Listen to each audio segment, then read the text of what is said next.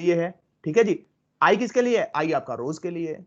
बात खत्म, बात खत्म, ठीक है। बस हमने थोड़ा सा स्मार्टली वर्क कर दिया। तो I think this picture is clear to everyone. हाँ जी, ये क्लियर है सबको? हाँ जी, क्लियर है? Yes sir. ठीक है जी। तो आई थिंक आपके अब सारे प्रोग्राम्स हो चुके हैं रिगार्डिंग योर एरेस। हाँ जी, किसी को एरो में कोई दिक्कत है तो एक बार मेरे से पूछ लीजिए बिफोर प्रोसीड फर्दर। अगर कोई भी आपका क्वेश्चन है तो मैं अभी क्वेश्चन ले लूंगा, क्योंकि उसके बाद मैं आगे बढ़ रहा हूं आपके अगले कॉन्सेप्ट की तरफ। हाँ जी, हाँ जी, किसी का कोई क्वेश्चन है, कोई डाउट है तो please do let me know before proceed further. Quick quick, be hurry up. Sir product वाला नहीं होगा। क्या नहीं होगा? प्रोडक्ट ऑफ मैट्रिक्स वाला नहीं हुआ। Multiplication of matrix? Yes sir. वो हुआ नहीं? No sir. क्या क्या दिक्कत आ रही है? क्या दिक्कत आ रही है?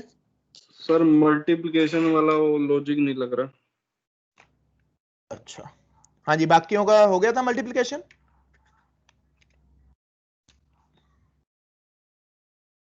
हाँ जी, बाकियों का हो गया था मल्टीप्लिकेशन? कमाल करते हुए रहा ना तो बोल दो भाई।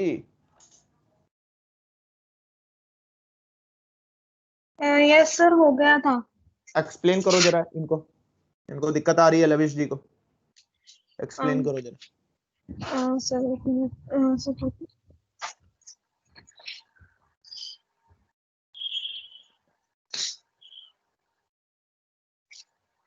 सर वेट अ मिनट, मैं क्वेश्चन हाँ, निकाल कोई बात।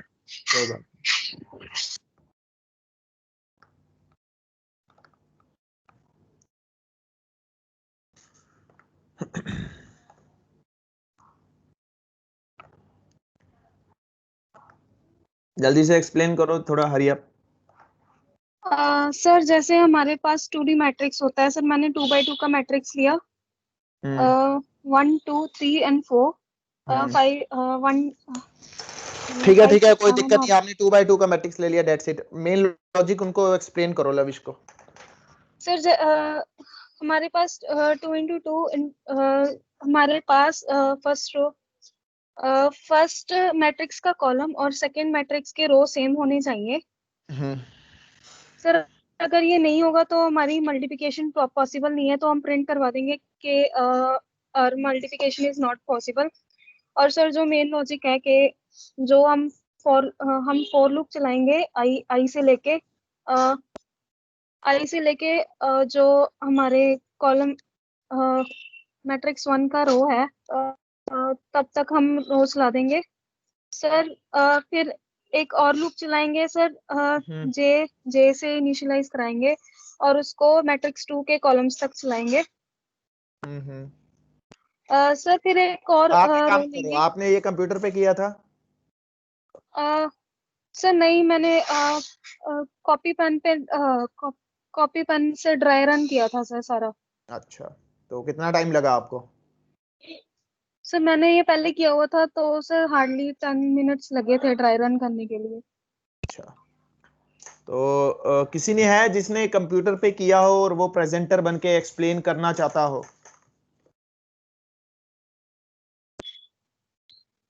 एनीवन? सर कंप्यूटर पे तो नहीं किया, लेकिन हाँ नोटबुक पे किया था और उसको लिखा हुआ एक्सप्लेन है करो, अच्छे से। एक्सप्लेन कर सकते हो? यस सर, ट्राई तो कर ही सकते हैं। चलो करो। कौन बात कर रहा है? ये यहाँ पे आया नहीं आप तो। सुप्रिया छू। प्रिया जी आप, अच्छा ये ठीक है, हाँ जी बोलिए। सर जैसे कि उसने हाँ लविश, बताया। ध्यान से सुनना जरा, लविश को बताना है, ये मुझे आता है, लविश को नहीं आता, उनको बताइए। ओके। Okay sir. सर जैसे कि मतलब इसमें क्या था कि हमने लूप ली थी पहले। हम करते क्या है बेसिकली इसमें कि जो पहले मैट्रिक्स का जो भी हम एक रो को एक कॉलम के साथ मल्टीप्लाई करते हैं बेसिकली। मल्टीप्लाई करने के लिए एक वैल्यू को लेने के लिए, यानी कि एक सेल की वैल्यू को लेने के लिए हम एक रो को, पूरी रो को फर्स्ट उस कॉलम से मल्टीप्लाई करते हैं। तो इसका लॉजिक क्या लगाएंगे हमने एक मैट्रिक्स ली जिसमें हम वैल्यूज डालेंगे। तो वो हमने एक मैट्रिक्स ली ए वाली, एक ली बी और एक सी, जिसमें हम वैल्यू डालेंगे।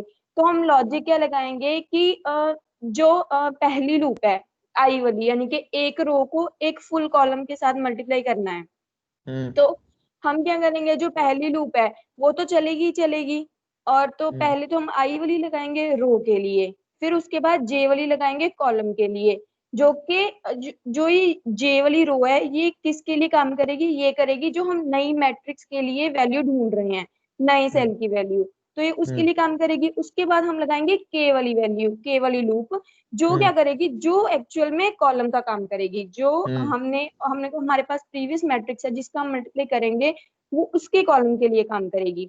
तो हम इस के वाली लूप को 0 से स्टार्ट करेंगे, और जो अच्छा, जो मैक्सिमम, जो जो पहली आई लूप है वो रोज के हाँ लिए जी, काम करेगी हाँ ए जी, ए मैट्रिक्स की, हाँ जी ठीक है। जो जे लूप है वो किसके लिए काम करेगी, ए मैट्रिक्स के सर। कॉलम्स के लिए। सी मैट्रिक्स के कॉलम को हम जब कैलकुलेट करेंगे, तो यानी कि जो उसकी वैल्यू आएगी वो तब तक चलेगी, तब वो नई वैल्यू स्टार्ट करेगी। यानी कि पहले हमने एक आई को 0 से स्टार्ट किया, जे को भी 0 से स्टार्ट किया, 2 तक चलेंगी तीनों लूप्स। फिर हमने नीचे के को स्टार्ट किया 0 से, वो भी 2 तक चलेगी। तो अब सबसे पहले क्या होगा, जब 0 है, जे की भी वैल्यू 0 है, और के की वैल्यू भी 0 है, तो सबसे पहले क्या होगा कि के वाली लूप 2 बार चलेगी। आई की तो पहले एक बार चली रही है, तो जब तक के की वैल्यू 2 बार चलेगी, तो हम फॉर्मूला क्या लगाएंगे, सी आई जे, यानी कि जो हमारे पास, हमने क्या करना है, प्लस करना है, जो इसका फॉर्मूला होता है आई जे का, मल्टीप्लीकेशन का। पहले हमारे पास एक वैल्यू आएगी, जैसे कि हमने एक वैल्यू को, रो की फर्स्ट वैल्यू को हमने नेक्स्ट मैट्रिक्स के कॉलम की फर्स्ट वैल्यू के साथ मल्टीप्लाई किया, फिर वो जो वैल्यू आएगी वो हमारी होगी फर्स्ट इटरेशन, के की फर्स्ट इटरेशन। फिर उसके बाद हम क्या करेंगे, जो फर्स्ट मैट्रिक्स है उसकी जो सेकंड कॉलम है उसको हम मल्टीप्लाई करेंगे नेक्स्ट मैट्रिक्स के सेकंड कॉलम के साथ, यानी कि ठीक है, सेकंड रो के साथ। चलो ठीक है, तो ठीक वो है, हाँ क्या जी, होगा, हाँ जी, ठीक है, ठीक है, डन डन डन। लविश एक बार कोड देख लो यार, ठीक है। ये मेरा बनाया हुआ कोड है, लेकिन मैंने इसमें इफ नहीं लगाया, ठीक है। इसमें इफ नहीं लगा हुआ, मुझे डाउट था कि कहीं मैंने इफ लगाया हुआ है। तो ये सी में कोड है, तो लॉजिक तो वही है, ये आपका मेन लॉजिक है, ठीक है। ये आप enter number of second rows and for columns for second row, ये डेटा फेच कर रहा है यहाँ तक कोड, ठीक है। तो ये सिर्फ उसको रिप्रेजेंट कर रहा है मैट्रिक्स को, ठीक है जी। ये दिखा रहा है स्क्रीन के ऊपर मैट्रिक्स, ये सेकंड मैट्रिक्स दिखा रहा है, ठीक है। This is displaying the second matrix, ठीक है। अब मेन जो आपका लॉजिक है वो ये है, ठीक है। अब लॉजिक क्या है, कहता है ये 4 लाइनों का लॉजिक है, जो मैंने आपको कल बताया था कि ये थोड़ा सा डिप्लोमेटिक सा लॉजिक है, तो आपको याद रखना है। तो आपको याद रखने का भी तरीका बताया था, वो तरीका क्या था, सी ऑफ आई जे, ठीक है। क्योंकि ये लॉजिक थोड़ा सा, हाँ मैं मानता हूँ, ये थोड़ा सा घुमा करके है। जब तक आप पेपर पे नहीं सोल्व करोगे तो आपको समझ ही नहीं आएगा, मैं जितना मर्जी इसको आपको एक्सप्लेन कर दूं। तो इसका ये थोड़ा सा पहले तो हम याद रखने का तरीका इसको थोड़ा सा माइंड में सेट कर लेते हैं, क्योंकि इमीडिएटली, हाँ जी प्लीज म्यूट यार, ओके। तो क्योंकि इसको थोड़ा सा इंटरव्यू में बंदा कंफ्यूज हो जाता है, तो सबसे पहले हम उसके ऊपर काम करते हैं कि इसको याद कैसे रखना है। C of I J is equal to C of I J, ठीक है। सी मतलब है थर्ड मैट्रिक्स है मेरी, जो जिसके अंदर रिजल्टेंट मैट्रिक्स है, ठीक है। अब उसके अंदर प्लस एक, ठीक है जी, एक आई के एक, ठीक है, मल्टीप्लाई बाय बी ऑफ के जे, जो हमने कल इसकी शॉर्ट फॉर्म निकाली थी काजू, है ना, समथिंग लाइक दिस। तो एक काजू, यानी कि एक काजू, ठीक है। तो ये शॉर्ट फॉर्म है। सबसे पहले तो हम इसको याद रखने का तरीका अपने माइंड में सेट कर लेते हैं, क्योंकि ये कई बार बहुत बच्चों के साथ होता है कि इंटरव्यू में कंफ्यूज हो जाता है, और ये कई बार पूछ भी लिया जाता है और कई बार नहीं भी पूछा जाता व्हाट एग्जैक्टली दी मल्टीप्लिकेशन। लेकिन हाँ, जब मशीन लर्निंग की बात कर रहे हैं तो अब आपको थोड़ा सा इसके बारे में आइडिया होना चाहिए, जरूरी है, ठीक है। अब अगर हम बात करें इस लॉजिक की, तो ये लॉजिक को समझने के लिए पहला तो मैं आपको ये बोलूंगा कि आपने इसको ड्राई रन करना है, ठीक है जी। पेपर के ऊपर आपको टाइम जरूर लगेगा, आप 2 मैट्रिक्स ले लो, ठीक है जी। ये 2 मैट्रिक्स ले लो और एक आपकी रिजल्टेंट मैट्रिक्स ले लो सी। तो बाय डिफॉल्ट वहां पे सब पे 0 0 भर दो, ठीक है। तो 0 0 क्यों भरा है, क्योंकि खाली होगी तो वो गार्बेज वैल्यू होगी।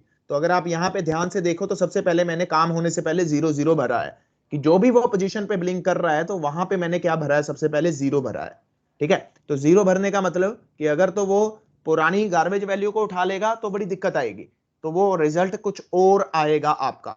तो आपको ये करना है कि ये लूप शुरू होने से पहले आपको आई जे की वैल्यू को 0 सेट करना है। 0 क्यों सेट कर रहे हैं? क्योंकि हम एडिशन कर रहे हैं। अगर हम 1 सेट कर देंगे तो वो एक उठा करके, ठीक है ना, वो एक नंबर ज्यादा बताएगा आपको हर केस में।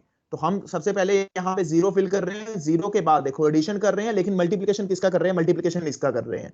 तो मल्टीप्लिकेशन की प्रायोरिटी ज्यादा है, तो वो सबसे पहले मल्टीप्लिकेशन होगी, फिर उसके बाद एडिशन होगी, और फिर वो वैल्यू 1 बाय 1 करके वो यहाँ पे आएगी। जैसे मैंने अभी आपको बताया था पिछले केस में, आर सम में क्या हो रहा था कि पहले उसने एक वैल्यू उठाई, फिर उसके अंदर दूसरी डाली, फिर उसके अंदर तीसरी डाल के वो सम कर रहा है। तो सेम फंडा यहाँ पे है, लेकिन यहाँ पे थोड़ा सा कॉन्सेप्ट डिफरेंट है।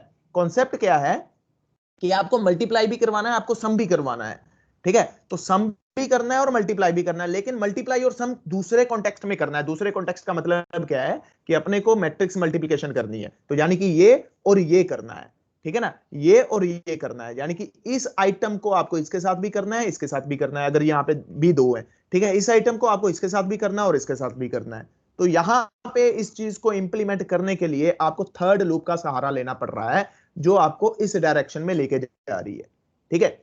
अब देखो, अगर मैं इसके ऊपर फिर चला गया तो अपने 30-35 मिनट फिर इसके ऊपर खराब हो जाएंगे अगर मैं इसको इंप्लीमेंट करने लग गया। तो मैंने आपको नटशेल में बता दिया कि आपको किस तरह से इसको टैकल करना है। तो आपकी जो असाइनमेंट है, आपने एक बार इसको पेपर के ऊपर ड्राई रन करना है। अगर आपसे फिर भी ना हुआ तो आप फिर मेरे से कल 12 बजे के बाद, जब ये सेशन कंप्लीट होगा, उसके बाद आप मेरे से फिर एक्स्ट्रा पूछ सकते हो। फिर मैं आपको 30 से 35 मिनट दे दूंगा इसको इंप्लीमेंट करने के लिए। लेकिन हाँ, उससे पहले ये ना हो कि आप सीधा आ जाओ और सीधा मेरे क्या कहोगे, सर मैंने तो किया नहीं। मैं आपकी कॉपी देखूंगा, आपने जहां पे ड्राई रन किया होगा, फिर उसके बाद 12 बजे के बाद मैं आपको 30-35 मिनट दे दूंगा, इसको पूरा स्टेप बाय स्टेप एक्सप्लेन करके दिखा दूंगा। लेकिन हाँ, अगर मैं अभी करने लग गया तो अपना ये टॉपिक छूट जाएगा। ये मैंने आपको नटशेल में बता दिया कि आपको इस तरह से कुछ करना है। तो ये आपको सबसे पहले तो याद रखने का तरीका मैं आपको दे रहा हूं, सिंपल वे कि आपको याद कैसे रखना है।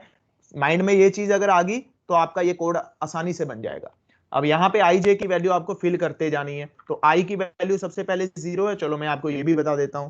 फिर उसके बाद जे कितनी बार चला आएगा? 2 बाय 2 की मैट्रिक्स में लेके चल रहा हूं, 0 और 1 के लिए, ठीक है, 0 और 1 के लिए, ठीक है जी। फिर उसके बाद, ठीक है, फिर ये चल रहा है, जे जब 0 है तो के किसके लिए चल रहा है? के 0 के लिए चल रहा है, के 1 के लिए चल रहा है, ठीक है। जब जे 1 है तो के 0 के लिए चल रहा है, के 1। यानी कि अगर आपको सबसे पहले कौन सा सेट उठाना है? सबसे पहले आपको यहां से चलना है, यहां से ये सेट उठाना है, ठीक है। एक आइट्रेशन आपकी ये हुई, ठीक है, ये आइट्रेशन आपकी ये हुई, ठीक है। दूसरी आइट्रेशन आपकी ये बनी, ठीक है, दूसरी आइट्रेशन आपकी ये बनी। तो ये 2 आइट्रेशन बनी, तब जाकर के आपका J0 वाली पोजीशन, यानी कि I0 और J0 वाली पोजीशन तब आपको जाकर के फाइनली मिली है, ठीक है ना, तब जाकर के आपको फाइनली मिल रही है। तो आपको इसी कॉन्टेक्स्ट में चलना है, इसी कॉन्टेक्स्ट में चलना है। ये पहला सेट हुआ, फिर आपका I1 के लिए चलेगा, ठीक है ना, I1 के लिए चलेगा। 2 बाय 2 की मैट्रिक है, सेम कॉन्सेप्ट होगा, सेम कॉन्सेप्ट होगा। यानी कि आपको 1 2 3, जब 3 लूप चलती है तो सिर्फ एक पैरामीटर मिलता है। फिर दोबारा से 3 लूप चलती है, यानी कि 6 लूप चली आपको, तब जाकर के, यानी कि 6 स्टेप हुए, तब जाकर के आपको आई और जे की वैल्यू मिल रही है, ठीक है। यानी कि I0 J0, यानी कि 0 0 कोऑर्डिनेट तब आपको जाके मिल रहा है। फिर सेम कंसेप्ट करना है आपने, फिर ये चलाना है, फिर आपको कौन सी वैल्यू मिलेगी? 0 1 वाली वैल्यू मिलेगी, क्योंकि जे की वैल्यू 1 है तो आपको दूसरी वाली वैल्यू मिलेगी 0 1 वाली, ठीक है। फिर उसके बाद I इज 1 के लिए भी सारे स्टेप बनेंगे, तभी 2 बाय 2 की मैट्रिक्स ले रहा हूं, थोड़े आपके स्टेप कम हो जाएंगे। 2 बाय 2 की मैट्रिक्स लेनी है, I इज इक्वल टू 1 करना है, फिर से ये चलेगा। फिर जब ये 3 लूप्स चलेंगी तब जाकर के आपको वैल्यू मिलेगी I1 और J0, ठीक है। फिर I1 और J1, तो फाइनल वैल्यू आपको ये मिलेंगी। 4, मतलब 4 अगर हम लगा के चले तो 3 और 3 6 लूप चल के आपको एक कोऑर्डिनेट मिल रहा है 0 0, ठीक है, तब आपको जाके 0 0 कोऑर्डिनेट मिल रहा है। तो ये थोड़ा सा आपको एक बार इंप्लीमेंट करना पड़ेगा, आप इसको इंप्लीमेंट करो।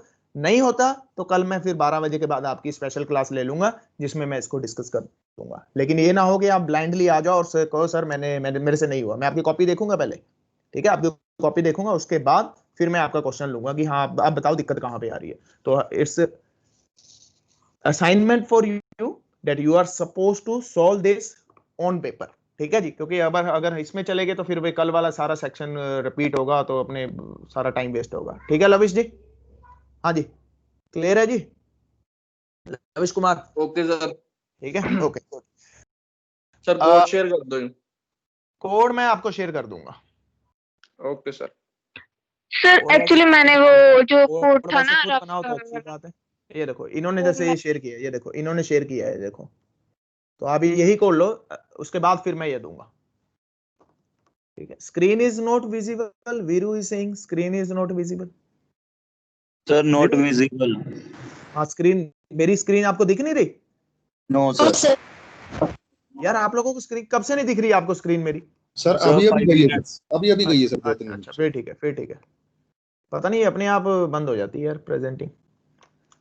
ओके चलो ठीक है जी। अच्छा मैं तो स्क्रीन पे लिख रहा था, इसका मतलब आपको दिखा ही नहीं वो। चलो एनीवेज ठीक है जी।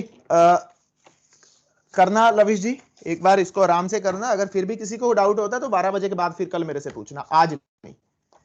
चलो okay, so I think now we are much familiar and we have into the programming language in C++. We done if, nested if, okay, we done for, nested for, we done while, okay, and nested while is again your part, तो वो ज्यादा दिक्कत वाली बात नहीं है। and we done array 1D, we done array 2D। तो हमने इतना कंटेंट कर लिया और इसमें से आपकी जो बेसिक इंटरव्यू है बड़ी आसानी से क्रैक हो जाएगी। आपकी प्रोग्रामिंग इंटरव्यू बड़ी आसानी से क्रैक हो जाएगी। ठीक है, जो बेसिक इंटरव्यू, आसान इंटरव्यू जिसको हम बोल सकते हैं कि 3 लाख का पैकेज या 2.5 लाख का पैकेज, एक हिस्सा। ठीक है, डोंट फील लाइक दिस कि ये करने से हम सिलेक्ट हो जाएंगे, नहीं नहीं नहीं, ऐसा नहीं है, ऐसा नहीं है। ये 2.5 से 3 लाख वाली कंपनी का इंटरव्यू क्वेश्चन है। ठीक है, लेकिन उसके बाद उन्होंने जो थ्योरेटिकल क्वेश्चन पूछने हैं, ये प्रैक्टिकल क्वेश्चन है। उन्होंने जो थ्योरेटिकल क्वेश्चन पूछने हैं वो आपके वही कॉन्सेप्ट है, C++ क्या है, क्लासेस क्या है, ऑब्जेक्ट क्या है, इनहेरिटेंस क्या है, पॉलीमॉर्फिज्म क्या है, ठीक है जी, कंस्ट्रक्टर क्या है, कंस्ट्रक्टर ओवरलोडिंग क्या है, वो कंसेप्ट वो सारे हैं। ठीक है, अब थोड़ा सा एक स्टेप हम आगे बढ़ने जा रहे हैं। We are moving one step ahead and we are going to discuss about the pointers, जिसमें बहुत सब बच्चों को डाउट रहता ही रहता है। ठीक है, 90% people get afraid whenever they heard about the term that is pointer, और पॉइंटर कुछ भी नहीं है, बड़ा आसान काम है जी। ठीक है, जावा में पॉइंटर नहीं है, पाइथन में पॉइंटर नहीं है, लेकिन C++ में पॉइंटर है। इसका बेनिफिट भी है, इसका ड्रॉबैक भी है। बेनिफिट ये है कि आपको अगर मेमोरी को मैनेजमेंट करना है, आपको पॉइंटर पे होल्ड अच्छा है, तो आपको मेमोरी को बहुत अच्छे तरीके से मैनेज कर सकते हो। ड्रॉबैक क्या है कि ये थोड़े से कॉम्प्लिकेटेड है। कॉम्प्लिकेटेड मीन कि आपको जल्दी से समझ भी नहीं आते अगर आपको बेसिक फंडामेंटल्स इसके क्लियर नहीं है। ठीक है, तो मैं जो पॉइंटर कवर करूंगा, मैं सी के कॉन्टेक्स्ट में भी कवर करूंगा और C++ के कॉन्टेक्स्ट में भी कवर करूंगा, मैं दोनों कॉन्टेक्स्ट में कवर करूंगा। उसका कारण क्या है? क्योंकि पॉइंटर जब भी क्वेश्चन आता है, क्योंकि पॉइंटर जब बने थे तो वो सी में सबसे ज्यादा फेमस थे। ठीक है, C++ में इतने फेमस नहीं थे क्योंकि यहीं से सारा कुछ कॉपी हुआ है। यहाँ पे थोड़ी सी चीजें चेंज हुई है, जैसे मेलोक कैलोक इधर है, ठीक है, मेलोक कैलोक रीएलोक, तो यहाँ पे जो कॉन्सेप्ट है वो न्यू और डिलीट ही है बस। ठीक है जी, तो यहाँ पे जो कॉन्सेप्ट है वो न्यू और डिलीट है। मैं आपको जो पॉइंटर कराऊंगा सी और C++ के दोनों के कॉन्टेक्स्ट में करवाऊंगा। दोनों में ज्यादा फर्क नहीं है, एक दो चीजों का फर्क है, बाकी सारा कॉन्सेप्ट बाकी सारे सेम ही है। ठीक है, तो I think now the picture is clear कि अपने को करना क्या है और किस कॉन्टेक्स्ट में करना है। तो I will focus on the behalf of this C. ठीक है जी, मैं सी के बिहाफ पे ही करूंगा मैक्सिमम काम for this pointers, then we will move to the C++ pointer. तो अगर आपको सी वाले समझ आ गए तो ये तो फिर 5 मिनट का काम है। C++ में सिर्फ 2 या 3 चेंजेस ही है, नथिंग एल्स, ज्यादा नहीं है। बाकी आपको पता ही है, सी इन लगाना है, वहां पे प्रिंट एफ है, स्कैन एफ है, ये तो सबको पता ही है, इसमें तो कोई मैं इसको एक्सप्लेन नहीं करूंगा। Okay, so let's understand how data stored into the memory. अगर मैं सबसे पहले ये कंसेप्ट देखूं कि मेमोरी में डेटा स्टोर कैसे होता है। ठीक है, तो मेमोरी क्या है? बेसिकली मेरी रैम है। जस्ट इमेजिन दिस सिनेरियो कि मेरी रैम है। अब मेरी रैम 4 GB है, 40 GB है, 40 तो खैर नहीं होती, 4 GB, 8 GB या 10 GB है। क्योंकि जब भी आपका कोई प्रोग्राम चलता है, जब भी आप किसी भी चीज को इंप्लीमेंट करते हो, एग्जीक्यूट करते हो, तो उसको रैम भी चाहिए, उसको रिसोर्सेज भी चाहिए, उसको सब कुछ चाहिए चलने के लिए। अब सीधी सी बात है, जो भी हम बात कर रहे हैं, ठीक है, जो भी हम लिख रहे हैं वो अभी तक लॉजिकल है, लेकिन जब उसको चलाना है तो उसको फिजिकल रिसोर्सेज चाहिए। फिजिकल रिसोर्सेज चाहिए का मतलब क्या है कि उसको मेमोरी चाहिए, उसको चलने के लिए रिसोर्सेज चाहिए, उसको प्रोसेसर चाहिए। ठीक है, सबसे इंपॉर्टेंट काम है, उसको मेमोरी चाहिए। सबसे पहले उसको मेमोरी चाहिए। जब तक उसके पास मेमोरी नहीं होगी तो वो अपना डेटा क्या होगा, आप उसको कहीं पे स्टोर कर ही नहीं सकते, ठीक है। फॉर एग्जाम्पल योर एड्रेस, आपका एड्रेस क्या है, जहां पे आप रह रहे हो, आप ऑब्जेक्ट हो, ठीक है। आपकी पहचान क्या है, अगर मैंने आपको लेटर डालनी है तो मैं आपके एड्रेस पे डालूंगा कि आप यहाँ पे रह रहे हो भैया, यहाँ पे जो बंदा रह रहा है उसको ये लेटर दे दे, ठीक है ना। अब वहां पे जो भी बंदा रह रहा है वो आप भी हो सकते हो, आपके पेरेंट्स भी हो सकते हैं, आपका भाई और बहन भी हो सकता है जो उस लेटर को रिसीव करे। ऐसा तो कोई हार्ड एंड फास्ट रूल नहीं ना है कि आप ही रिसीव करोगे, आप घर पे नहीं हो, लेकिन वहां पे जो पर्सन अवेलेबल है कहता वही लेटर रिसीव कर लेगा, जो भी उस एड्रेस के ऊपर वैल्यू आई होगी, जो भी उस एड्रेस के ऊपर लेटर आई होगी। तो अगर मैं इसको नॉर्मल लाइफ में इसको थोड़ा सा कोरिलेट करूं, क्योंकि मैं इसको जब करवाऊंगा तो काफी नॉर्मल लाइफ की एग्जांपल्स आपसे लूंगा, ठीक है। ओके, तो अगर मैं मेमोरी की बात करूं तो आपको पता है मेमोरी में अगर मैं इंट की बात कर रहा हूं तो मैं 4 बाइट लेके चल रहा हूं, ठीक है। 4 बाइट्स लेके चल रहा हूं फॉर दिस कन्वर्सेशन, ठीक है। 4 बाइट कैरेक्टर के लिए मैं 1 बाइट, ठीक है। और ये आपको पता है this depend upon the architecture to architecture, इसमें कोई दो राय नहीं है, ठीक है। लेकिन for my learning purpose I am assuming that my memory for 4 bytes for integer, character for 1 byte, okay, and the float for again 4 byte, ठीक है। तो कंसेप्ट को समझाने के लिए, उसको एक्सप्लेन करने के लिए, तो मैक्सिमम मैं 4 बाइट या 2 बाइट लेके चलूंगा, ठीक है। तो मैक्सिमम मेरे पूरे कॉन्टेक्स्ट होंगे कि अगर मैं इंट की बात कर रहा हूं तो चल रहा हूं। लेकिन हाँ, ये कोई हार्ड एंड फास्ट रूल नहीं है, मैं फिर से बता दूं, ये इंटरव्यू में भी कई बार पूछ लिया जाता है क्वेश्चन। तो ये जो कॉन्सेप्ट है इस depend upon the architecture to architecture of your machine, आपका हार्डवेयर क्या है उसके ऊपर डिपेंड करता है। ओके, सो अगर मैं बात करूं मेमोरी की, ठीक है ना, अगर मैं किसी भी स्टोरेज की बात करूं, तो अगर मैं रिप्रेजेंटेशन करूं तो ये मेरी, just imagine it, this one is my memory, ठीक है। 201, ठीक है जी, 202, ठीक है जी, ये 1 बाइट है, 203, ठीक है जी, 204, ठीक है जी, 205 एंड 206 एंड सो ऑन। तो ये मेरे एड्रेसेस हैं, ठीक है, ये मेमोरी है। देखो सीधी सी बात है, वेट कर ले बेटा, अभी वेट कर ले, वेट कर ले, चल अपनी क्लास लगा, तेरा टेस्ट भी है आज, मैडम ने बोला वो, चल करो तैयारी कर ले फिर उसकी। अच्छा चलो चलो ओके, तो एड्रेसेस क्या है, बेसिकली एड्रेसेस क्या है, कहते हैं ये अगर मैं कोई भी स्टोरेज की बात कर रहा हूं, if I am talking about some storage, तो ये मेरे एड्रेसेस है, ठीक है, मेमोरी के। ये हेक्साडेसिमल में होते हैं नॉर्मली, ठीक है। ये नॉर्मली जो आपकी ये एड्रेसेस होंगे ये हेक्साडेसिमल में आपको मिलेंगे, लेकिन हाँ समझाने के लिए एक हम इंटीजर वैल्यू ले लेते हैं, ठीक है। अगर मैं इसकी बात करूं तो just imagine it, this is the 1 byte, ठीक है। ये हमारी इमेजिनेशन है कि ये 1 बाइट है, ये 1 बाइट का एक आपको जो बॉक्स दिख रहा है ये मेरी पूरी मेमोरी है, ये 1 बाइट का मेरे को एक बॉक्स दिख रहा है। अगर मैंने मान के चलो ये लिखा है इंट ए, ठीक है जी, अब मैं उसके ऊपर कर रहा हूं a इज इक्वल टू 5, तो इसका मतलब क्या है कि मैंने 4 बाइट, अब मेमोरी में देखो जो मेरा इंटीजर है वो कितने बाइट्स ले रहा है, वो 4 बाइट्स ले रहा है, यानी कि यहां पे ही है, ठीक है ना, कंज्यूम हो रही है वो 4 बाइट हो रही है, ठीक है। तो मान के चलते हैं कि चलो ये बक्सा हम ले लेते हैं, ठीक है, 1 2 3 4, तो मान के चलो कि इतनी मेमोरी उसने ले ली, ठीक है ना, इतने ब्लॉक्स उसने ले लिए, ये मेमोरी उसको मिल गई।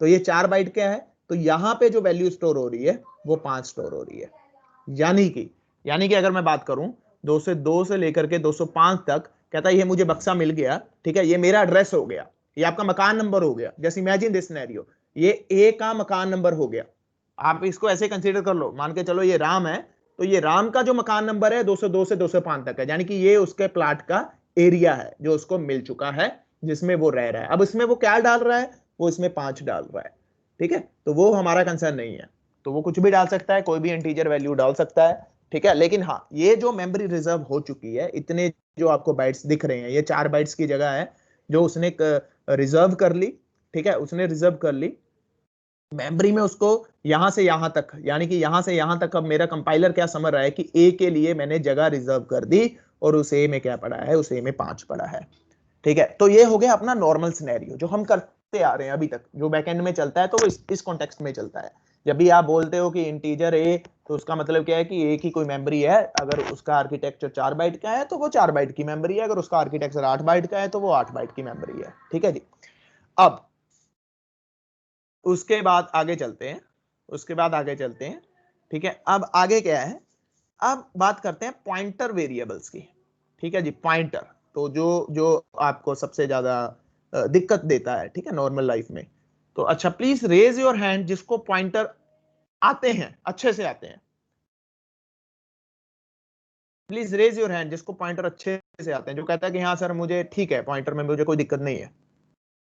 No one. अच्छा, जिसको नहीं आते जस्ट रेज योर हैंड, जो कहता है कि पॉइंटर सर मुझे नहीं, मेरे लिए बहुत टफ वाला काम है। ओके ओके, बस सब सबका ही है, चलो कोई बात नहीं, don't worry don't worry, listen carefully, we will do pointer in great detail, don't worry, हम एरे को भी हैंडल करेंगे पॉइंटर के साथ, डोंट वरी।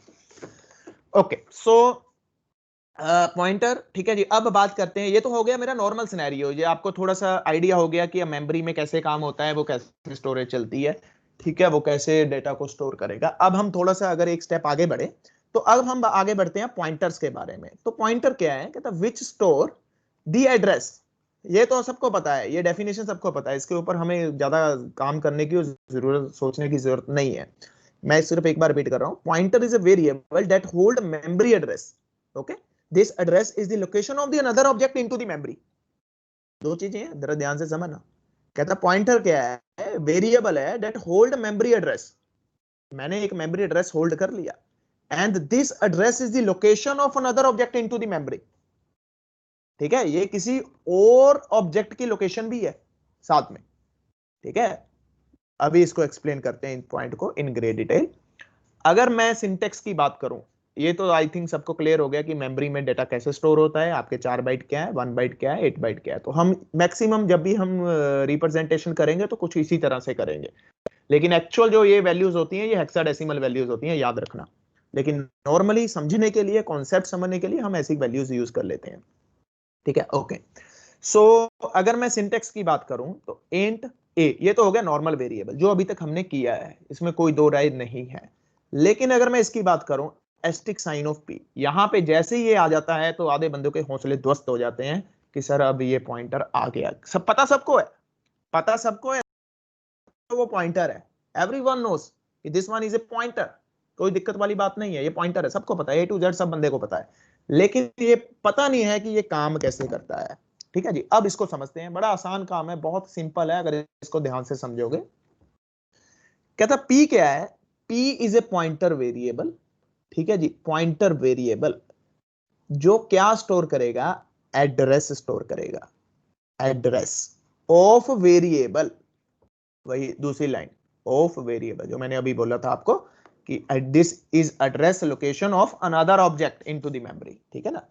तो अब देखो सीधी सी बात है, अब थोड़ा सा टेक्निकल में बात करते हैं।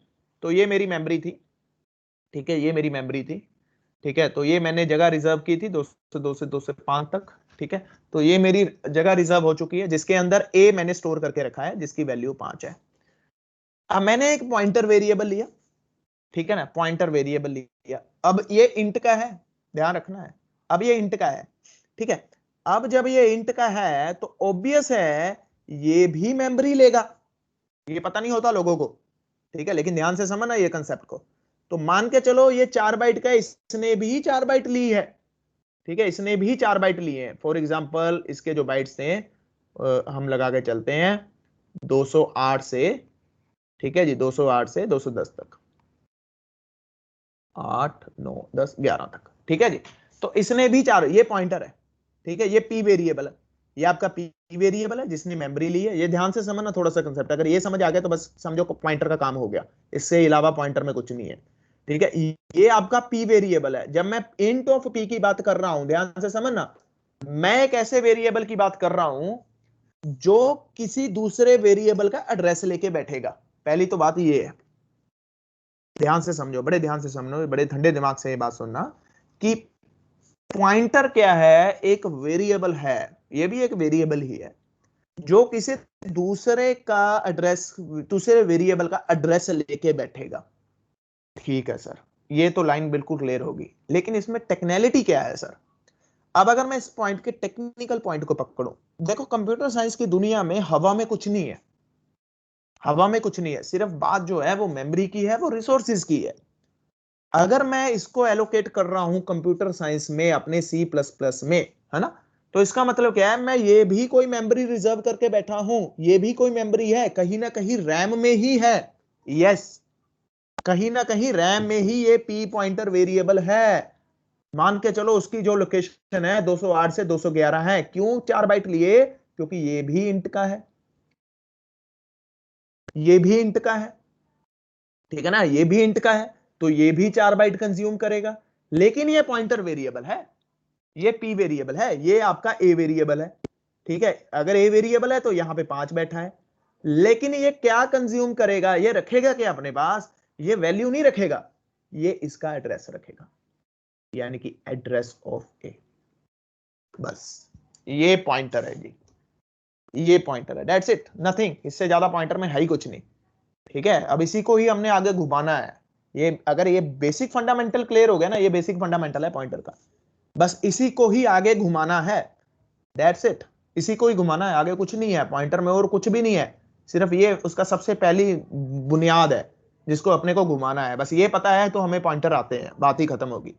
मैं फिर से रिपीट कर रहा हूं, अगर मैं ये दो चीजें लिख रहा हूं तो इसका मतलब मैं क्या लिख रहा हूं? एक तो मैंने नॉर्मल वेरिएबल डिफाइन किया, इसको मेमोरी मिल गई, जो हम अभी तक करते आ रहे हैं, इसको ये मेमोरी मिल चुकी है, ठीक है, इसको ये मेमोरी मिल चुकी है। अब उसके बाद मैंने एक पॉइंटर वेरिएबल भी डिफाइन किया। अब हवा में तो कुछ नहीं है, हवा में कुछ नहीं, ये भी तो मेमोरी में हो रहा है ना, तो ये भी किस क्वालिटी का है? ये भी कहता है इंटीजर का है, तो इसको भी कितने बाइट मिलेंगे सर? इसको भी 4 बाइट मिलेंगे, तो ये भी मेमोरी में स्टोर हो गया। लेकिन इसकी एक खासियत है, वो खासियत क्या है? It will hold the address, ये एड्रेस होल्ड करेगा। और जब किसी वेरिएबल का एड्रेस पकड़ना हो तो अपने को पता है, अपने को एम्परसेंट लगाना पड़ता है, यानी कि ये इसके अंदर जो वैल्यू है, अगर मैं पी की वैल्यू को प्रिंट करूंगा तो वो 202 आएगी, वो 202 आएगी। इसके अंदर 202 है, और 202 क्या है? 202 इसका एड्रेस है, लिंकिंग 202 इसका एड्रेस है, ठीक है, 202 इसका एड्रेस है। अब जब मैं पॉइंटर की बात कर रहा हूं, अगर मेरी मशीन क्या समझती है, मेरा C++ क्या समझता है कि इस बंदे ने एस्टिक साइन ऑफ P लिखा है, यानी कि एक ये पॉइंटर वेरिएबल है। अगर ये पॉइंटर वेरिएबल होगा तो मैं क्या अज्यूम करके जा रहा हूं, क्योंकि मुझे सिखाया ये गया है, मेरे C++ को सिखाया ये गया है कि भैया जब एस्टिक साइन ऑफ P लिख दिया तो तू पॉइंटर है। अगर तू पॉइंटर है तो तू किसी थर्ड वेरिएबल का एड्रेस लेके बैठेगा, तेरे पास वो एड्रेस होगा, ना कि तेरी वो खुद की वैल्यू, ठीक है ना, कि तेरे पास वो एड्रेस होगा, तेरी खुद की वैल्यू नहीं होगी, वो एड्रेस है। तुझे ये बताया गया, तुझे ये समझाया गया है, C++ को ये समझाया गया है कि जब भी ऐसा कुछ आ जाए तो मैं कंसीडर कर रहा हूं आंखें बंद करके कि तेरे पास एड्रेस है, तेरे पास अपना कुछ नहीं है। लेकिन हाँ, तेरे पास तेरी भी मेमोरी है, तू यहां पे बैठा है 208 से 211 तक, क्योंकि तू भी इंटीजर कैटेगरी का है। अगर तू करेक्टर का होता तो तू 1 बाइट लेता, अगर तू फ्लोट का होता तो तू 4 बाइट लेता या 8 बाइट लेता, जो भी मेरा आर्किटेक्चर है। लेकिन तू इंटीजर का है, मैं अज्यूम करके चल रहा हूं कि मेरा सिस्टम इंटीजर के लिए 4 बाइट लेता है। आई थिंक नाउ द बेसिक, क्योंकि यही है पॉइंटर, सिर्फ यही पॉइंटर है और कोई पॉइंटर नहीं है, कोई हुआ नहीं है, कोई कुछ नहीं है, ये पॉइंटर है बस। अगर आपको ये कंसेप्ट समझ आ गया, समझ आ गया, फिर आप पॉइंटर टू पॉइंटर करते जाओ, pointer to pointer to pointer करते जाओ, दैट डजंट मैटर। बस अगर ये कंसेप्ट क्लियर है, सिर्फ ये दो चीजों की बात है पॉइंटर, बस इसी को ही पूरे गेम में इसी को ही घुमाते हैं, बस इसी को ही घुमाना है, इसी को ही रोटेट करना है। कान कभी सीधे पकड़ लेना, कान कभी पूठा करके पकड़ लेना, कान कभी ऊपर से कभी नीचे से घुमा के पकड़ ले, लेकिन कंसेप्ट यही है। अगर इसमें किसी को कोई डाउट है तो please let me know before proceed further. हाँ जी, क्या क्या कहते हैं? सुने नहीं एडवांटेज क्या होगी? हाँ, एडवांटेज क्या होगी और डिसएडवांटेज भी बताता हूँ, लेकिन उससे पहले कोई इस कंसेप्ट में कोई दिक्कत है तो आप बता दीजिए।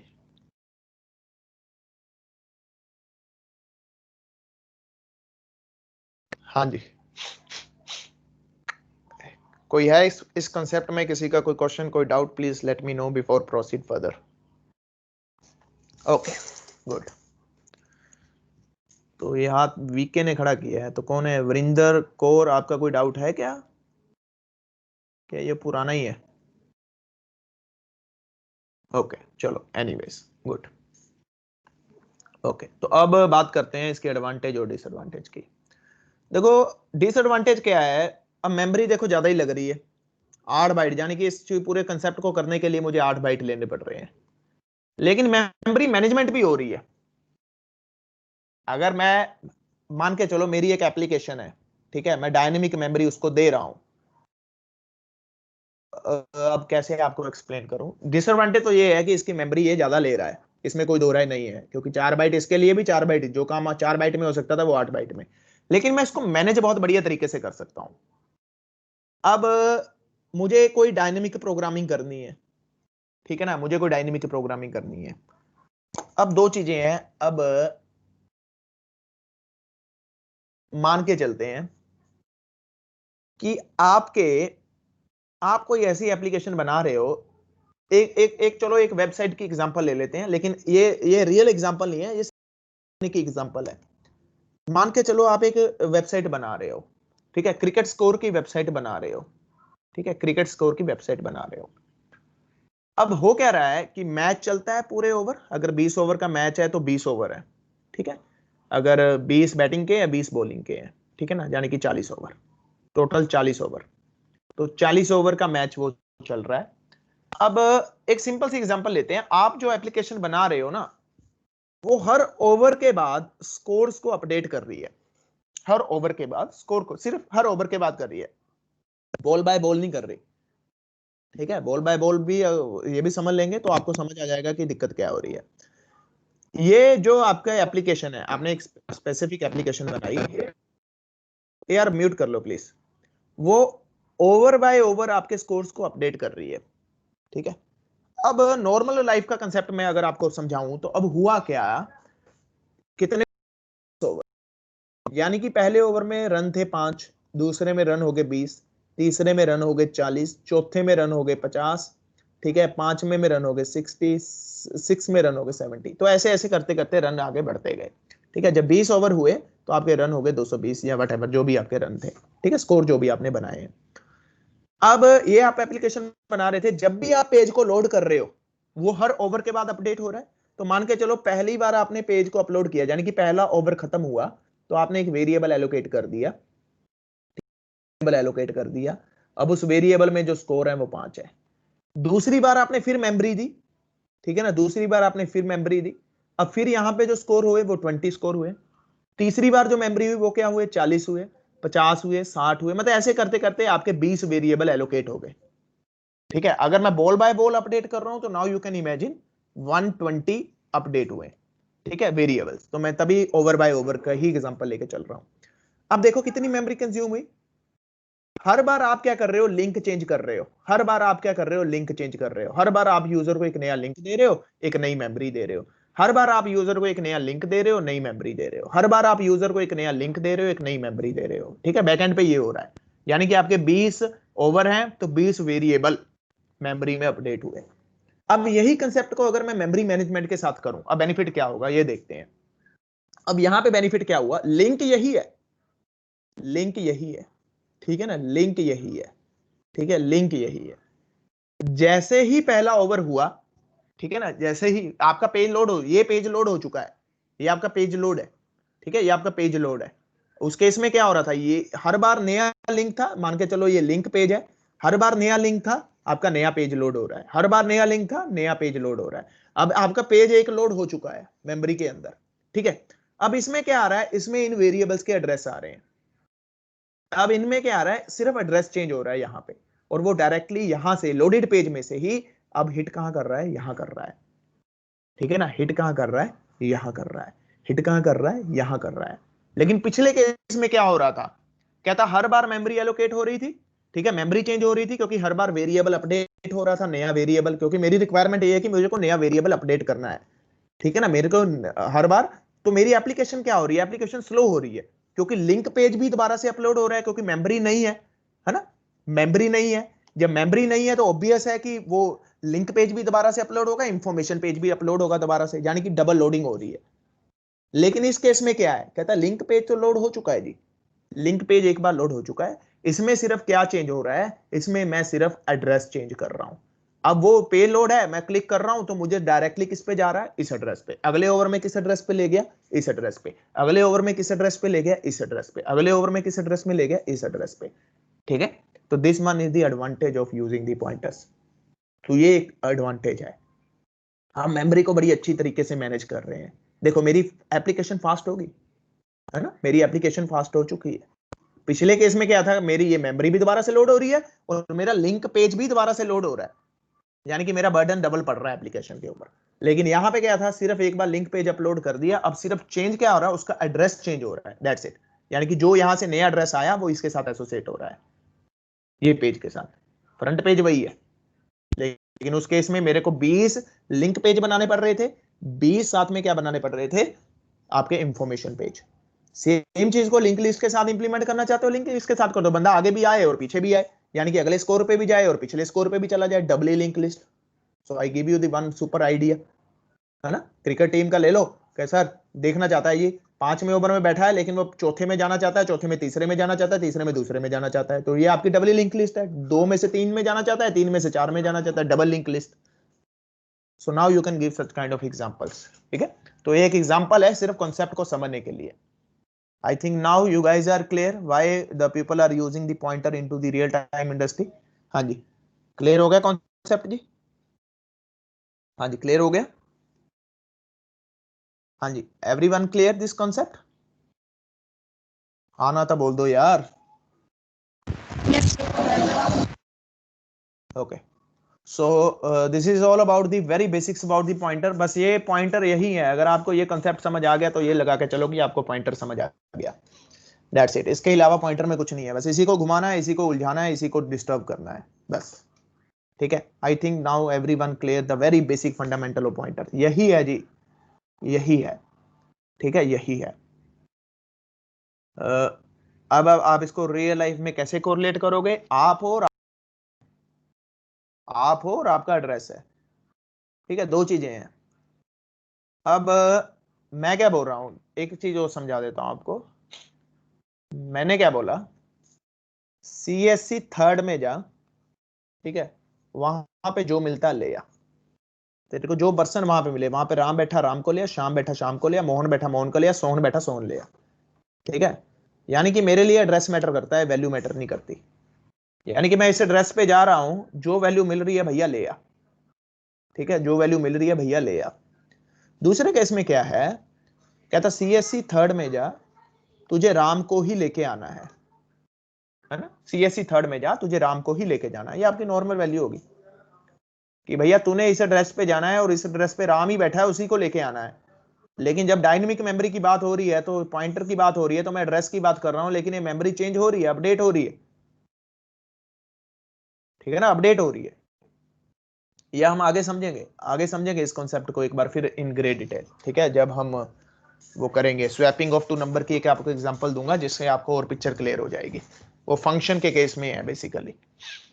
चलो अभी के लिए I think this is more than sufficient to understand what exactly the basic fundamentals of the pointer. Pointer के बेसिक फंडामेंटल्स क्या है? पॉइंटर के बेसिक फंडामेंटल यही है। चलो अब इसको प्रैक्टिकली देखते हैं कैसे इंप्लीमेंट करना है, ठीक है। तो मैं 2 ले रहा हूं, int a is equal to 5, ये मैंने 5 लिया, ठीक है, और int p ले रहा हूं। तो ये मेरा जो p है वो पॉइंटर है। आप कुछ भी नाम ले सकते हो, डजंट मीन दैट कि आप हमेशा p ही लेना है, आप x भी ले सकते हो, y भी ले सकते हो, लेकिन नॉर्मली हम p के साथ ही पॉइंटर को रिप्रेजेंट करते हैं, ठीक है। अब मेमोरी की बात करें तो मान के चलो ये मेरी मेमोरी थी और यहां पे क्या हुआ, 202 से 205 तक, ठीक है जी, 4 बाइट मेरे किसके लिए रिजर्व हो गए, ये a के लिए रिजर्व हो गए, और यहाँ पे जो वैल्यू पड़ी है वो 5 पड़ी है, ठीक है, यहाँ पे जो वैल्यू पड़ी है वो 5 पड़ी है और इसका नाम क्या है, a है। अब यहीं पे मैंने एक पॉइंटर भी एलोकेट किया है, तो मान के चलो जो पॉइंटर एलोकेट हुआ है 8 से लेकर के 11 तक ये पॉइंटर एलोकेट हो गया, और ये क्या है, p है, ठीक है, ये खाली पॉइंटर है, अभी पॉइंटर है, ठीक है, अभी इसमें कुछ नहीं डाला। अब इसमें मेरे को एड्रेस डालना है a का, और a कहां पड़ा है, 202 पे पड़ा है। तो एड्रेस डालने के लिए मैं क्या करूंगा, p is equal to m% of a। तो ये एक तरीका है एड्रेस डालने का। m% का मतलब क्या है, मैं उस एड्रेस की बात कर रहा हूं, और a का एड्रेस कितना है, a का एड्रेस है 202, यानी कि अब p में कितना आ गया, अगर मैं पूरा कंक्लूड निकालूं तो p में 202 पड़ा है, और 202 क्या है, ये एड्रेस है। ये क्या कंसीडर करता है कि p के अंदर जो भी है वो एड्रेस है। क्यों? क्योंकि वो कंसीडर कर रहा है कि भैया मैं एक पॉइंटर वेरिएबल हूं और मेरी प्रॉपर्टीज क्या है, I am suppose to take the address only, ठीक है जी। तो किसी भी वेरिएबल का एड्रेस अगर आपको डालना है किसी वेरिएबल में, तो आपको क्या लिखना पड़ेगा, आपको m% ऑफ a लिखना पड़ेगा, चलो जी, ये भी सर क्लियर हो गया कि एड्रेस को हम रिप्रेजेंट करते हैं M% के साथ। ठीक है, अब अगर मैं प्रिंट करूं प्रिंट F ऑफ P, है ना, %D ऑफ P, ठीक है, आप जैसे मर्जी कर लो, अब मैं बार बार ये नहीं लिखूंगा। ठीक है, अब अगर मैं P को प्रिंट करूं तो मेरे पास क्या वैल्यू आ रही है? तो मेरे पास जो वैल्यू आ रही है वो आ रही है, हाँ जी, कोई बता सकता है क्या वैल्यू आएगी? P को अगर मैं प्रिंट कर रहा हूं तो मेरे पास क्या वैल्यू आएगी? मेरे पास आएगी 202। ठीक है जी, 202, क्योंकि P के अंदर जो एड्रेस है वो 202 है। ठीक है ना, P के अंदर जो एड्रेस है वो 202 है। क्लियर है? तो मेरे पास जो वैल्यू आने वाली है वो 202 आने वाली है जब मैं प्रिंट ऑफ P कर रहा हूं। ठीक है, अब मैं कर रहा हूं प्रिंट ऑफ A या M% ऑफ A, तो अब मेरे पास क्या वैल्यू आने वाली है? अब भी मेरे पास कितनी आने वाली है? 202। ठीक है जी, 202। याद रखो ये चीज को, थोड़ा ध्यान से समझो। अगर मैं करूं प्रिंट ऑफ, ठीक है जी, M% ऑफ P, तो मेरे पास क्या वैल्यू आने वाली है? मेरे पास वैल्यू आने वाली है 208। ठीक है जी, अगर मैं लिखूं print of asterisk sign of P, तो अब मेरे पास क्या वैल्यू आने वाली है? मेरे पास वैल्यू आने वाली है 5। ठीक है जी, और इसको हम क्या बोलते हैं? इस कॉन्सेप्ट को हम बोलते हैं डी रेफरेंसिंग। ठीक है जी, डी रेफरेंसिंग। क्लियर है जी? क्लियर है? ये है पॉइंटर जो आपके सामने आपको दिख रहा है, बस यही है पॉइंटर्स।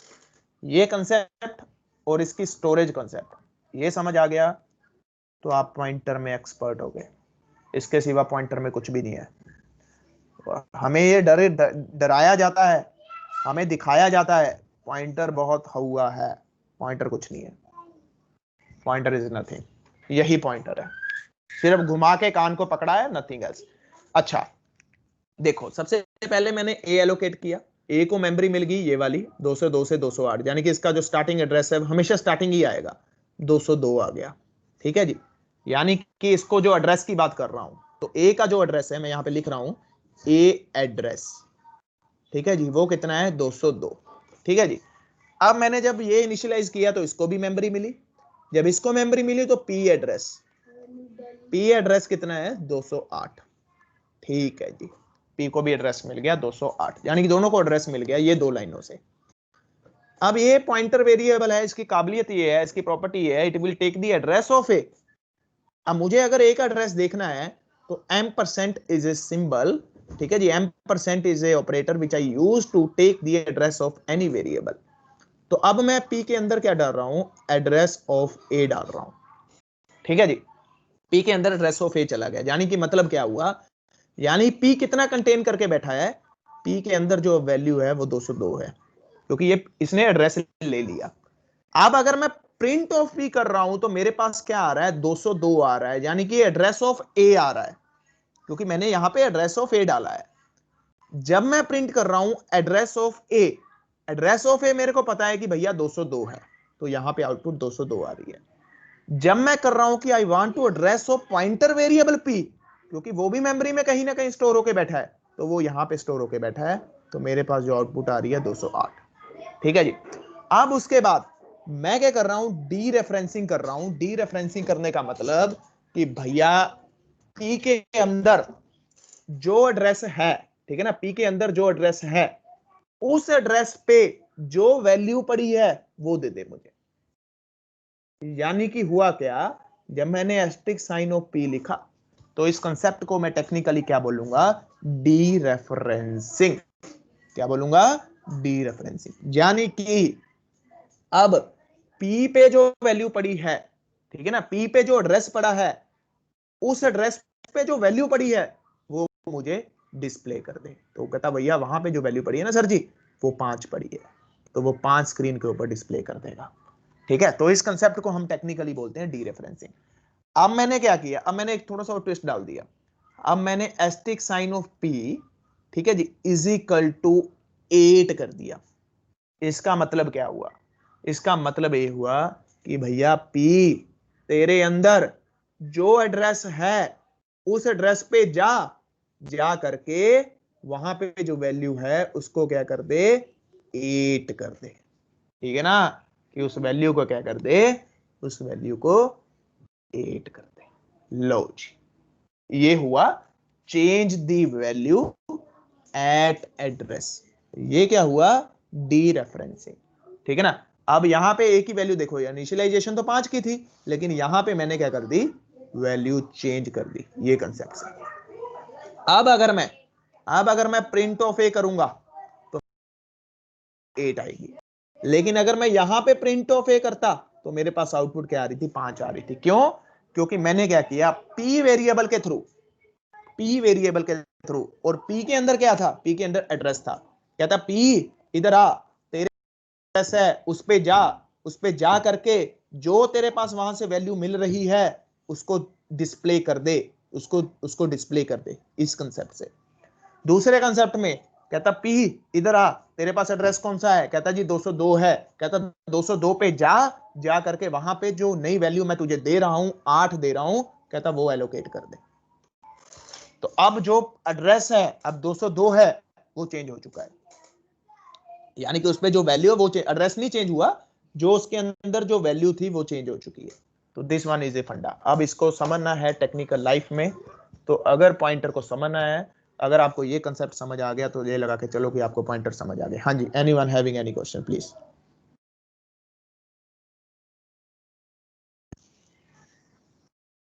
हाँ जी,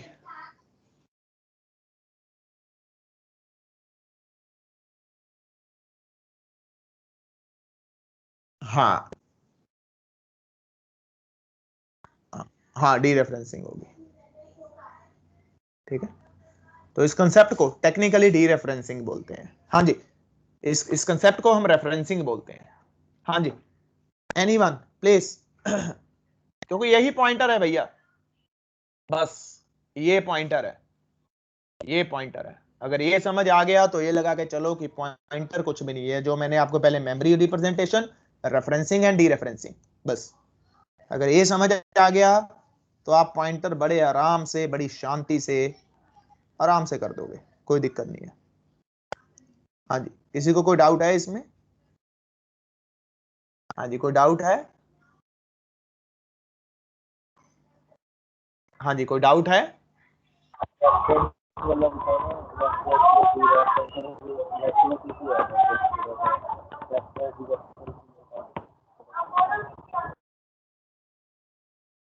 हाँ जी, भावु कुछ कहना चाह रहे हो? Sir reference and D reference बनाया, मेरा नेटवर्क इशू आ रहा है। आवाज नहीं आ रही, थोड़ा लाउडली बोलोगे? Sir reference and D reference, reference and D reference समझ नहीं आया? नेटवर्क इशू आ रहा है। मैंने क्वेश्चन नहीं समझ आ रहा यार थोड़ा, थोड़ी डिस्टरबेंस बहुत है। ज्यादा लाउडली बोलो थोड़ा जा। मैसेज दिया सर मैंने चैट बॉक्स। नेटवर्क इशू है। अच्छा, नेटवर्क इशू है। अच्छा, ओके। सो हाँ जी, एनीवन एल्स? नेटवर्क इशू है, रेफरेंस कुछ नहीं है। रेफरेंस और डी रेफरेंस, रेफरेंस क्या है? ये देखो हमने रेफरेंसिंग कर दी ना, ये रेफरेंसिंग कर दी, ये डी रेफरेंसिंग कर दी। रेफरेंसिंग का मतलब क्या है कि मैंने रेफर कर दिया, पी के अंदर एक एड्रेस को रेफर कर दिया, तो यहां पे वो रेफरेंसिंग होगी। डी रेफरेंसिंग मतलब क्या है कि भैया अब पी के पास जो एड्रेस है, उस एड्रेस पे जो वैल्यू है बेटा उसको लेके आ, तो उसको बोलते हैं डी रेफरेंसिंग। ठीक है, देखो अगर इसको, ये इंटरमीडिएट है राम, ठीक है, ये राम है, ये है श्याम। ठीक है, ये राम जानता है शाम को, ठीक है, ये शाम है। राम जानता है शाम को, राम को पता है शाम के। मैं बोल रहा हूं, ये मैं थर्ड ऑब्जेक्ट हूं, मैं इसको बोल रहा हूं कि यार तेरे पास जो भी एड्रेस है, जो भी तेरा दोस्त है, जो भी तेरा बेस्ट फ्रेंड है, ठीक है ना, वो लेके आ मेरे पास। ठीक है ना, जो भी तेरे पास बेस्ट फ्रेंड है वो लेके आ। वो ये मेरे पास, ये राम था, मेरे पास शाम ले आया। ठीक है, इस कंसेप्ट को बोलेंगे डी रेफरेंसिंग। यानी कि मैंने बोला एस्टिक साइन ऑफ राम, ठीक है ना, एस्टिक साइन ऑफ राम, तो ये डी रेफरेंसिंग है। इसके पास शाम है, तो ये शाम वैल्यू ले आया क्योंकि इसके पास शाम का एड्रेस है, ठीक है, तो ये ले आया। अगर मैं इसको बोलूं अच्छा भैया एक बात बता, तेरे पास क्या है, तेरे पास तेरा बेस्ट फ्रेंड कौन है, तेरा बेस्ट फ्रेंड कौन है, ये कह रहा है जी मेरा बेस्ट फ्रेंड श्याम है, इसने मुझे श्याम दे दिया, मुझे श्याम नहीं पता कौन है, लेकिन इस केस में मैं बोल रहा हूं श्याम को मेरे पास लेके आ, तो यानी कि इसके अंदर जो इसका बेस्ट फ्रेंड है, इसके अंदर जो इसका एड्रेस है, वो एड्रेस पे जो वैल्यू है वो श्याम की वैल्यू है, वो श्याम को लेके आ गया। लेकिन जब मैं पूछ रहा हूं कि हाँ बेटा प्रिंट ऑफ आर, तो प्रिंट ऑफ आर क्या है, एस है, श्याम है, तो श्याम है उसका सिर्फ एड्रेस आ गया मेरे पास, लेकिन वो नहीं आया मेरे पास, ठीक है। अब श्याम, जब इस केस में श्याम मेरे पास आ गया तो मैंने asterisk of Ram is equal to Shyam plus 2, तो मैंने ये कर दिया, यानी कि श्याम के अंदर श्याम को ही ऐड करके 2 और ऐड कर दिए, ये काम मैंने किया, यानी कि यहां पे अब श्याम था, अब 2 श्याम बन चुके हैं, ऐसा लगा लो, ठीक है। तो ये पूरी एक गेम है, मतलब कान आपने सीधा नहीं पकड़ा, कान आपने घुमा करके पकड़ा है, ठीक है ना, आप कान आपने घुमा करके पकड़ा है, तो बस यही है कि आपने मेमोरी के साथ डील किया है, ना कि आपने वैल्यू के साथ। जब आप मेमोरी के साथ डील करते हो तो उस कंसेप्ट को हम पॉइंटर बोल देते हैं, क्योंकि मैं सीधा देखो सीधा मैं यहां तक नहीं पहुंचा, मैं सीधा शाम तक नहीं पहुंचा, मैं राम के थ्रू शाम तक पहुंचा हूं, क्योंकि मुझे नहीं पता शाम क्या है, कौन है, कैसा है, मुझे तो राम पता है ना भाई, और राम को पता है कि शाम कौन है, कैसा है, कहां पे रहता है, ठीक है। तो ये पॉइंट है। I think now the picture is clear to everyone what exactly the role, what exactly the benefit और what exactly the drawbacks of pointers। तो थोड़ा इसके बारे में और रिसर्च करना, आज के लिए इतना ही, ठीक है। कल मैं इसके अंदर थोड़ा और घुसेंगे और सब वो करेंगे, वाइड पॉइंटर, नल पॉइंटर क्या है, डेंगलिंग क्या है, ठीक है, वो सब हम step by step we will discuss in great detail tomorrow. If anyone having any question before closing the session please let me know, क्योंकि मैं थक चुका हूं अब बोल बोल के। हाँ जी, anyone having any doubt, any question? फिर हम इसको इन डेप्थ करेंगे, एरे को भी पॉइंटर्स के साथ डील करेंगे, क्योंकि arrays are very closely related to the pointers. बड़ी खासियत है एरेज की, एरेज को चाहे आप पॉइंटर से सीधा हैंडल कर दो, कोई दिक्कत नहीं है, you can handle arrays with pointers, yes you can, कर सकते हो, और बड़े आसान हो जाता है काम।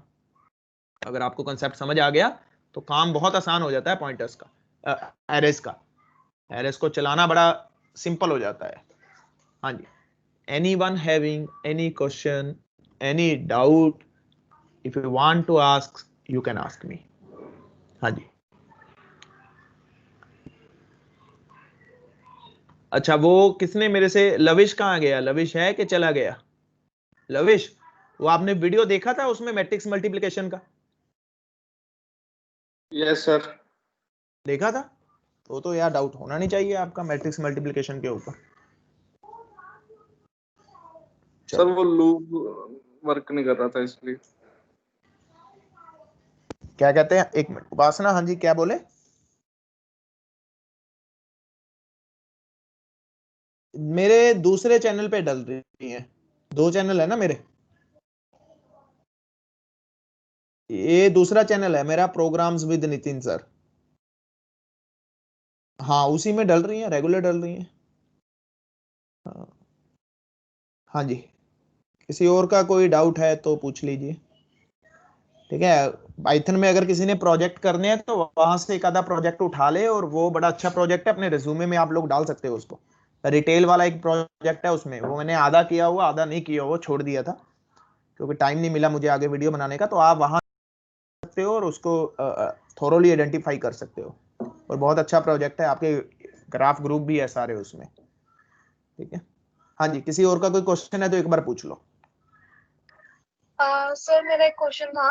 हाँ जी सर जैसे हम एरेज और स्ट्रिंग स्टोर करते हैं जावा में, तो सर हाँ, हाँ। मेमोरी एलोकेशन सेम होती है सी प्लस प्लस के केस में? नहीं, वो डिपेंड करता है ना आपका सिस्टम मेमोरी कितनी ले रहा है, ये उसके ऊपर है।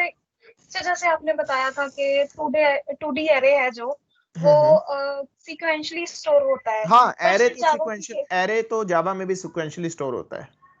पर सर जावा में ऐसे होता है कि वो 1D एरेज आगे रेफरेंस कर रहे होते हैं। हाँ तो इस अब एग्जैक्टली इसका आंसर आप किस पॉइंट ऑफ व्यू से बात कर रहे हो? आप सी प्लस प्लस के पॉइंट ऑफ व्यू से या जावा के? Sir I am just asking that के दोनों में मेमोरी एलोकेशन सेम होती है, कुछ डिफरेंस होता है दोनों लैंग्वेजेस में?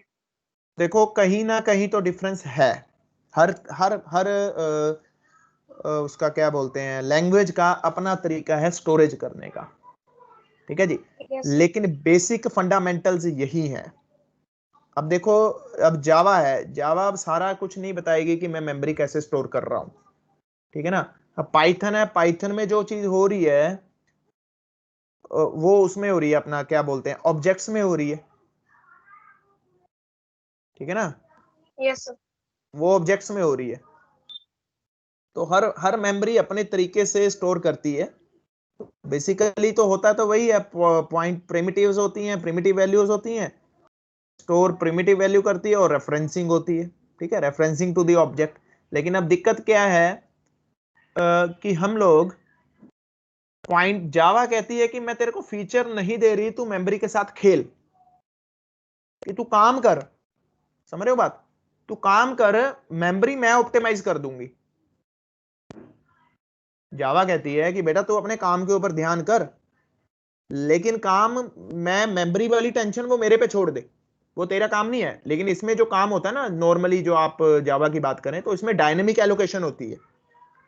नॉर्मली जो इसमें कंसेप्ट चलता है ना एरे के केस में, जावा के केस में, तो वो डायनेमिक एलोकेशन करता है, वो आगे हम पढ़ेंगे। हीप के अंदर स्टोरेज होती है, तो उसकी जो होती है वो स्टैक के अंदर।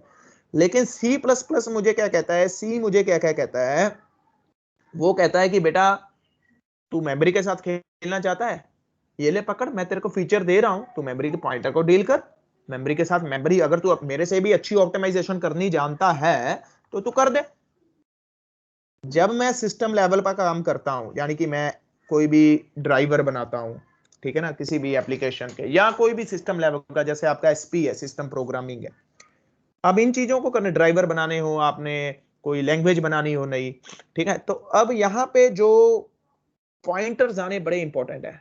यहाँ पे जो काम होता है वो सी में होता है, 90% सी में होता है। लेकिन जहाँ पे सर्विस की बात आ जाती है, प्रोडक्ट्स की बात आ जाती है, वहां पे काम फिर सी सी प्लस प्लस में नहीं होता। वहां पे जो काम होता है वो आपका इसमें होता है, क्या बोलते हैं, जावा में होगा या फिर पाइथन में होगा, ठीक है। लेकिन जहां पे आपको एप्लीकेशन आ गई कि आपने ड्राइवर्स बनाने हैं या कोई सॉफ्टवेयर ऐसा बनाना है जो मेमोरी के साथ डील करे, तो वहां पे फिर आपको लेना पड़ेगा ये पॉइंटर का कॉन्सेप्ट। और वहां पे जब पॉइंटर के साथ खेलना है तो सबसे बेस्ट है सी। तो सी काफी यूज होती है, ऐसी बात नहीं है। लेकिन हाँ, सी अगर आपने इस काम पे जाना है तो पैकेज थोड़ा टाइम लगता है पहुंचने में, और पैकेज भी थोड़ा कम ही रहता है। क्योंकि आजकल क्या है कि क्लाइंट ये कहता है कि भैया काम करके दिखा, मुझे ये नहीं पता कि सॉफ्टवेयर बना पड़ा है, ये मेरा सॉफ्टवेयर है, इसके ऊपर काम कर, और काम करके मुझे solution they they, that's it, बस मुझे ये चाहिए। मुझे ये नहीं चाहिए कि तू कह रहा है कि मैं मेमोरी भी खुद मैनेज करूं, वो अपना सिस्टम खुद कर देता है। तो डिपेंड करता है, इट्स टोटली डिपेंड। लेकिन 80% अगर मैं देखूं तो आपका जो मैक्सिमम काम होता है वो जावा और पाइथन ही करके दे देती है, ठीक है। लेकिन मेमोरी के मैनेजमेंट के केस में फिर आपको सी सी प्लस प्लस के जाना ही पड़ेगा, क्योंकि कुछ जैसे नमपाई है, अब जो नमपाई है, न्यूमेरिकल पाइथन, जिन लोगों ने सुना होगा, वो सारा सी में बना है, वो सारा सी में बना है, जिसने बनाया है सारा सी में बनाया है, ठीक है। लेकिन हम लोग उसको पूरा नहीं यूज कर पा रहे। अब इतने फंक्शन बना दिए। अब दो चीजें हैं, अब देखो अगर मैं आपको दिखाऊं, ठीक है, चलो अभी 2 मिनट लगा करके मैं आपको दिखाता हूं। एक तो मैंने आपको दिखाया था मैट्रिक्स मल्टीप्लिकेशन, जो हमने पूरा 5-6 लाइनों में कोड किया था, ठीक है। अब एक मैं आपको और दिखाता हूं आज, ठीक है। अब मैं आपको एक और मैट्रिक्स मल्टीप्लिकेशन दिखाता हूं, अब आप खुद समझ जाओगे, ठीक है। अब मैं क्या कर रहा हूं, पाइथन में करके दिखा रहा हूं, ठीक है। इंपोर्ट numpy, ठीक है। तो एक मैंने ये numpy को इंपोर्ट किया, ठीक है। ये प्री डिफाइंड लाइब्रेरी है न्यूमेरिकल पाइथन के लिए, अगर आपको न्यूमेरिकल थिंग्स करनी है। इसको छोटा नाम देके कर लेते हैं एज एनपी, ठीक है, ये मैंने numpy की, ये मेरी ए मैट्रिक्स है, ठीक है। अब मेरे को numpy आता है, तो मुझे numpy आता है, तो अब मुझे भी 2 into 2, ठीक है जी, 2 into 2 का मैंने ये मैट्रिक्स बना दिया। I be not understood, I did mistake somewhere। mp.array लिखा तो ठीक ही है, पता नहीं कोई मिस्टेक कर दिया होगा शायद। अच्छा, तो ये मेरा एरे है, ठीक है जी। अब एक मैं बी एरे बना रहा हूं, बी एरे बना रहा हूं, ठीक है जी। ये मेरा ए एरे हो गया, ये मेरा बी एरे हो गया, ठीक है। तो अब इसको मल्टीप्लिकेशन करना है, मैं सिंपल ले रहा हूं, सिंपल सा मैंने एरे लिया है एक डिमेंशन का। तो अब इसमें मैंने मल्टीप्लिकेशन करना है, ये लो, इसमें मल्टीप्लिकेशन हो गया जी, ये लो, ये मल्टीप्लिकेशन हो चुकी है, ठीक है जी, ये मल्टीप्लिकेशन हो चुकी है। तो ये फंडा है, ये फंडा है। तो 1 into 1 है, तो 1 into 1 का आएगा, बेसिकली ये वेक्टर है, ठीक है। अगर इसको मैं 2D एरे में अगर इसको कन्वर्ट करूं, तो ये लो, ये बी मेरा अब 2D है, ठीक है। तो ये मैं ले रहा हूं, ठीक है जी। अब a.b, कोई मिस्टेक है, पता नहीं कहां पे कुछ मिस्टेक की, क्योंकि वो डायमेंशन को रेगुलर नहीं ले रहा। तो आप ये सिर्फ ये समझो कि ये देखो, with the help of this dot, with the help of this dot, ठीक है ना, इस डॉट के जरिए मैंने एक लाइन के जरिए मैट्रिक्स मल्टीप्लाई, ये कुछ गड़बड़ कर दी मैंने, मैं देख लूंगा क्या गड़बड़ की है, कुछ ना कुछ गड़बड़ हुई है। तो ये देखो, कहता है एक उसके बदौलत, ठीक है ना, एक लाइन के बदौलत मैंने मैट्रिक्स मल्टीप्लिकेशन कर दी। ये 2D के लिए भी काम करेगा, 4D के लिए भी काम करेगा, 6D। मैंने कुछ इनिशियलाइजेशन में दिक्कत की है, मेरा दिल नहीं कर रहा है इसको ठीक करने का। तो आप सिर्फ ये कंसेप्ट समझो कि जो काम हमने 4 लाइनों में किया था, ठीक है ना, जो काम हमने 4 लाइनों में किया था वो एक लाइन में हो रहा है। This is the beauty. अब ये किसके थ्रू हो रहा है? ये numpy के थ्रू हो रहा है। और ये जो numpy है ये बना किसमें है? ये C++ में बना है, लेकिन लाइब्रेरी किसकी है? ये पाइथन की लाइब्रेरी है। तो आपको 4 लाइनें लिखने की जरूरत नहीं है, आपको ये लाइन। अब रियल टाइम की बात करें, अब पे, ठीक है। अब मान के चलो मेरे पास क्लाइंट आता है, मेरे पास जो क्लाइंट आता है वो कहता है कि मुझे मल्टीप्लिकेशन का कोड बना के दे। अब चॉइस आपकी है, वो कहता है कि मुझे कोई मैटर नहीं करता, मुझे तो मल्टीप्लिकेशन का कोड चाहिए, जिस मर्जी में बना बेटा। सी में बनाना चाहता है सी में बना, पाइथन में बनाना चाहता है पाइथन में बना, मुझे तो रिजल्ट चाहिए शाम तक।